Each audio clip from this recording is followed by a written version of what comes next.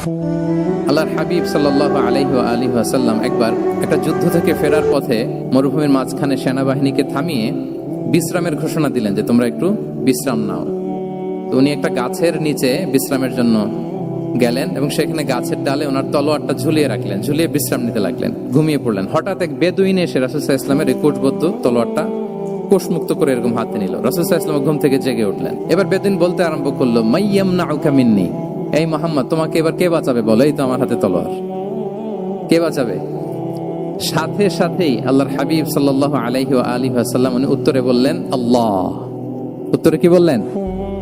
কোনো চিন্তা ভাবনা নাই যে ওরে আঘাত করা যায় কিনা পাল্টা, বা কোনোভাবে ওর কনফিডেন্স ডাউন করা যায় কিনা, এদিক সেদিক কারো সাপোর্ট চাওয়া যায় কিনা, কোনো দিকে না তাকিয়ে কি বললেন? আল্লাহ। সব সময় তিনি আল্লাহ কেন্দ্রিক ছিলেন।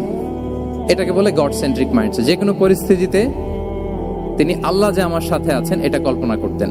এবং সুনানে আবু দাউদের একটি বর্ণনা এসেছে, রাসূল সাল্লাল্লাহু আলাইহি ওয়াসাল্লাম কানা নবী সাল্লাল্লাহু আলাইহি ওয়াসাল্লাম ইযা হাযাবাহু আমরুন সাল্লা, তাকে যখন কোনো জিনিস বিচলিত করত তিনি জায়নামাজের মুসল্লায় দাঁড়িয়ে যেতেন, সালাতের জন্য দাঁড়িয়ে যেতেন।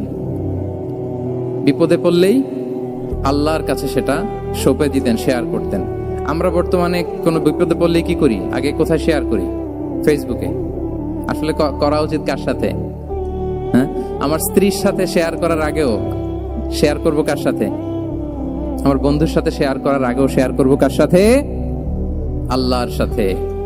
আমরা যদি হিজরতের ঘটনাটাকে একটু অ্যানালাইজ করি তাহলে দেখবো যে গারে সাউরে যখন আল্লাহ রাসূল সাল্লাল্লাহু আলাইহি ওয়াসাল্লাম এবং আবু বকর রাদিয়াল্লাহু তাআলা আনহু ওনারা আশ্রয় নিয়েছিলেন রাত্রিবেলায়। কুরাইশরা যখন খুঁজতেছিল, আবু বকর রাদিয়াল্লাহু তাআলা আনহু বলেন যে কুরাইশদের পা দেখা যাচ্ছে, ওরা যে হেঁটে যাচ্ছে, একটু উকি মারলে আমাদেরকে দেখা যায়।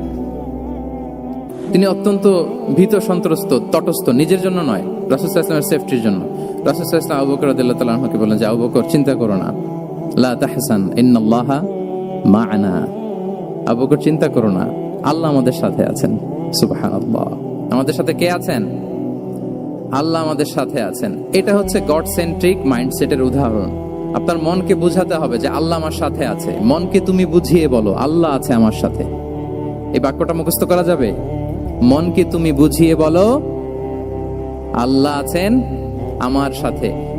আপনার পুরো জীবনের সব কাজের সাথে যদি এই বাক্যটাকে মিলিয়ে ফেলতে পারেন দেখবেন যে কোনো কিছুই আপনার ক্ষতি করতে পারতেছে না। এটাকে বলে গড সেন্ট্রিক মাইন্ডসেট।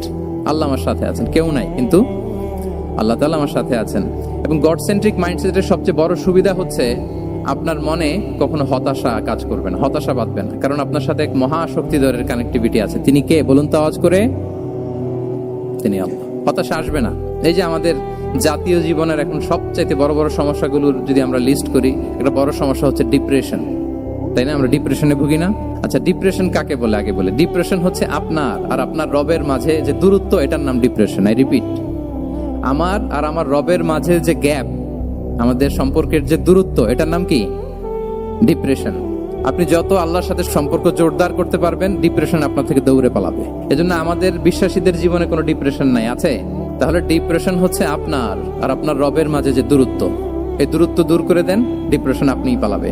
দ্বিতীয় হিজরিতে যে বদরের যুদ্ধ হলো, সে বদরের যুদ্ধে ইবনে মাসউদ রাদিয়াল্লাহু তাআলা আনহু তিনি বর্ণনা করেন যে আল্লাহ রাসূল সাল্লাল্লাহু আলাইহি ওয়াসাল্লাম আগামীকাল যুদ্ধ এর আগের দিন রাতে তিনি হাত তুলে এরকম দোয়া করতেছিলেন। আমরা তো এইভাবে দোয়া করি। আল্লাহর হাবিব সাল্লাল্লাহু আলাইহি ওয়া আলিহি ওয়াসাল্লাম তিনি দোয়া করতে করতে ইমোশনালি হাত এরকম উঁচু করে, হাত্তা ইউরা বায়াদু ইবতাইহি, বগলে শুভ্রতা দেখা যাচ্ছিল। উনি দোয়া করতেছিলেন আল্লাহুম্মা আনজিজ লি মা ওয়া'আতানি, আল্লাহুম্মা আতিনি মা ওয়া'আতানি, আল্লাহ তুমি যে বিজয় দিবে বলে প্রতিশ্রুতি করেছিলে ওই বিজয় আমাদেরকে দাও, ওই ভিক্টরি আমাদেরকে দাও।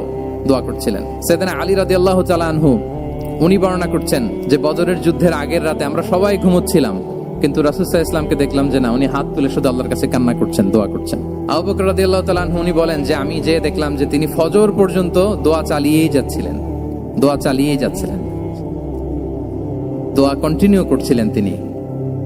এবং দোয়া করতে করতে রাসূল সাল্লাল্লাহু আলাইহি ওয়াসাল্লাম এতটাই ইমোশনাল হয়ে গেলেন যে ওনার গায়ের চাদরটা নিচে পড়ে গেল।